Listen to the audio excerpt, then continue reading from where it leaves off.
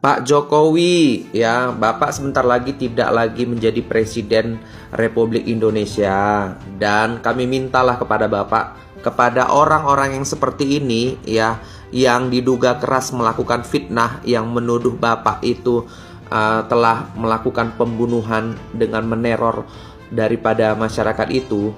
Ya, itu jelas-jelas Pak, ada pasalnya. Saya kasih tahu sama Bapak ya, pasal 311 KUHP. Itu jelas fitnah itu hukumannya itu bisa maksimal 4 tahun. Dan juga itu ada pasal 45 ya, Undang-Undang ITE itu tentang pemberitaan hoaks. Dia harus dapat membuktikan bahwasanya ucapan dia itu apakah memang benar Bapak itu melakukan pembunuhan terhadap masyarakat.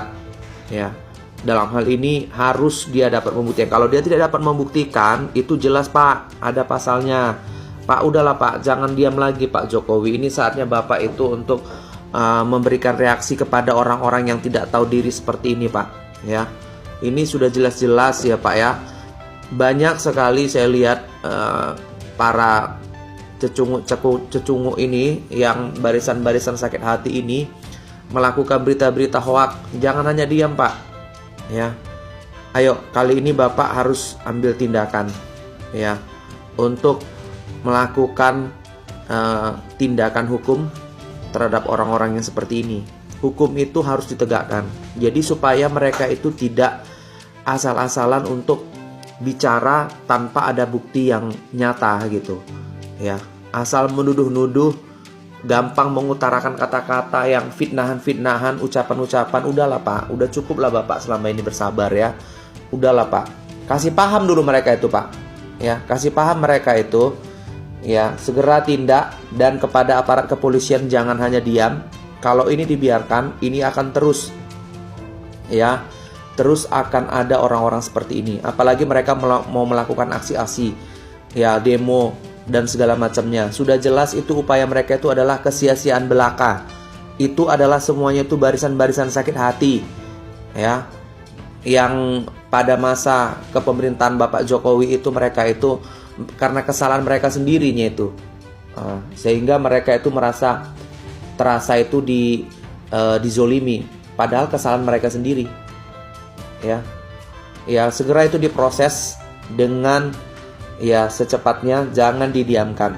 Ya, oke. Salam NKRI. Orang-orang lagi sibuk menyongsong pemerintahan baru, barisan ini malah masih berkutat sama dunianya sendiri. Maksudnya siapa itu, Bang? Ya, tidak lain dan tidak bukan ialah barisan orang-orang yang hobi kumpul-kumpul, di mana orang-orang seperti Amin Rais, Refli Harun, Faisal Assegaf, hingga Said Didu beberapa hari lalu berkumpul menggelar acara yang dinamai silaturahmi kebangsaan. Kalau isinya sih panggung orasi, tapi garis besarnya tak lain dan tak bukan ialah mengkritik dan mengevaluasi kinerja Jokowi. Bagi mereka, Jokowi telah membuat banyak kesalahan dan bahkan kejahatan selama menjabat, sehingga menurut mereka setelah berhenti menjabat 20 Oktober nanti Jokowi harus ditindak secara hukum. Karena inilah setelah silaturahmi kebangsaan ini katanya bakal ada pertemuan yang lebih besar, yakni Kongres Adili Jokowi. Kongres ini katanya bakal dihadiri aktivis, mahasiswa dan emak-emak yang digelar besok tanggal 18 Oktober. Ya emang salahnya di mana? Ya nggak salah sih, itu hak mereka untuk berserikat dan berkumpul. Tapi ya jadi kayak ketara banget. Orang-orang ini mulanya berupaya masuk kekuasaan tapi nggak dapet. Jadi ya di tengah orang-orang lagi sibuk menyongsong pemerintahan baru, mereka malah masih sibuk mengadili pemimpin yang lama. Dugaan mimin sih ya, karena barisan sakit hati aja. Tapi ya kelihatan jadi kayak gerakan yang memprovokasi rakyat. Karena kalau dilihat setiap orasinya mereka selalu mengatasnamakan rakyat. Termasuk soal Kongres Adili Jokowi. Kata mereka rakyatlah yang ingin Jokowi diadili. Padahal kalau kita lihat indikator paling gampangnya, approval rating Jokowi masih di atas 70%, bahkan hingga ujung masa jabatannya. Terus yang mereka maksud ini rakyat yang mana? Iya juga ya, menurut Heboh netizen menyerang akun YouTube milik Refli Harun yang telah menyiarkan live silaturahmi kebangsaan di Hotel Grand Alia, Cikini Menteng, Jakarta Pusat pada Senin, 14 Oktober 2024. Komentar negatif dari netizen pun membanjiri kolom komentar di channel Refli Harun dengan judul "Situasi terkini, silaturahmi kebangsaan, masih dalam ancaman tapi tetap akan digelar." Pemicu yang paling membuat netizen geram dengan acara tersebut adalah dugaan agenda terselubung silaturahmi nasional yang berisikan serangan kepada Presiden Jokowi dan provokasi penolakan Gibran sebagai Wapres. Sontak netizen beramai-ramai menyerang akun YouTube Refli Harun tersebut, meski ada reaksi yang pro pada acara silaturahmi kebangsaan yang diinisiasi Faisal Assegaf dan kawan-kawan.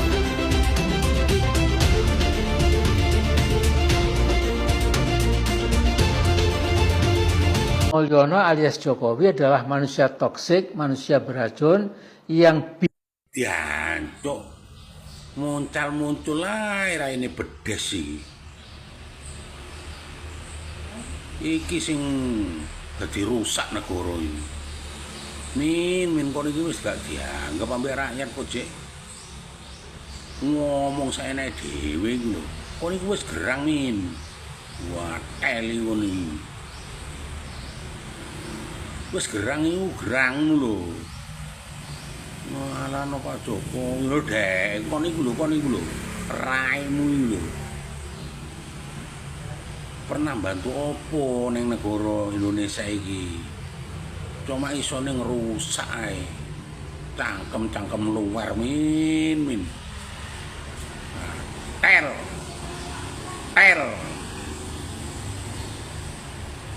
Saya ingin melakukan kritik keras kepada Kepala Komunikasi Istana, Hasan Nasbi, yang sengaja menyesatkan informasi dan ini merupakan penghinaan terhadap Pak Prabowo. Ya, Pak Prabowo menindak dia karena disebutkan kemarin ketika datang ke Solo, ya Pak Prabowo itu pakai pesawat pribadi. Jadi dianggap kayak Kaisang saja, nebeng pesawat pribadi, bukan.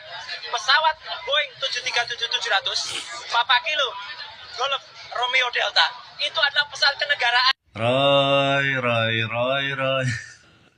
Di sini yang menyampaikan informasi sesat itu elu. Yang menghina itu elu. Sufmi Dasko dan Gerindra jelas mengatakan bahwa pesawat yang digunakan oleh Bapak Prabowo selama bertugas menggunakan pesawat pribadi. Kemarin itu ke Jogja, itu merupakan fasilitas yang difasilitasi oleh pribadi, bukan, dan boleh dicek itu bukan kepunyaan negara. Dan memang rencananya selama bertugas fasilitas itu akan terus dipergunakan oleh Pak Prabowo. Memang selama ini juga boleh dicek selama jadi Menhan, kalau keluar negeri kemana-mana itu bertugas tidak pakai fasilitas negara. Sudah jelaskan Roy? Di sini kira-kira siapa sih yang sebenarnya menghina Bapak Prabowo? Apakah Hasan Nasbi, apa lu sendiri? Dengan lu mengatakan Bapak Prabowo menggunakan fasilitas negara, berarti lu tutup mata, lu tidak mengakui apa yang sudah dilakukan oleh Bapak Prabowo. Lu tidak percaya bahwa Bapak Prabowo dalam bertugasnya selalu menggunakan fasilitas pribadi. Nah, di sini kalian kira-kira lebih percaya siapa? Roy Suryo atau Hasan Hasbi dan Sufmi Dasko? Coba tulis di kolom komentar. Halo guys, selamat malam. Ketemu lagi dengan Mak Daster. Wah, saya lihat sekarang ada demo lagi mahasiswa. Ini mahasiswa adalah mahasiswa paling terpekok ya. Mahasiswa mental tempe ya, setiap ada masalah sedikit selalu aja demo. Seolah-olah orang ini orang yang paling hebat. Mahasiswa ini mahasiswa paling hebat, seolah-olah luar biasa. Padahal mereka itu cuma sebegini. Mentalnya mental tempe, dikit-dikit demo, padahal kuliah aja nggak benar. Mereka ini adalah mahasiswa nasi bungkus. Nanti setelah mereka teriak-teriak, menghina, menghujat presiden, mereka dapat yang namanya nasi bungkus isi terong sama teri.